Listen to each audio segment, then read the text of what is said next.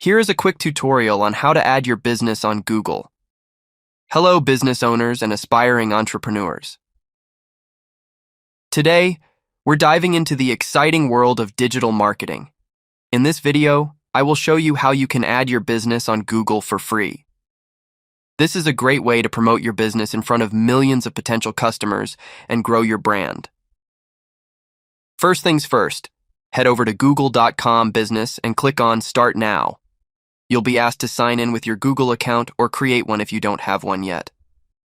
Next up, enter your business name, location, and category. Remember, providing as much accurate information as possible will help customers find you more easily on Google Maps and in search results.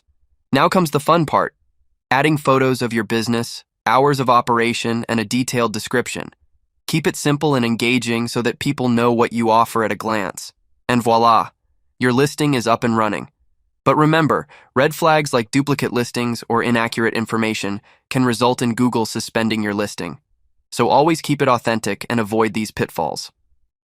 I hope this quick guide helps you get started with adding your business on Google. If you found this video useful, do give it a thumbs up and share it with your entrepreneur friends. And don't forget to subscribe for more tips on growing your business digitally. Thanks for watching.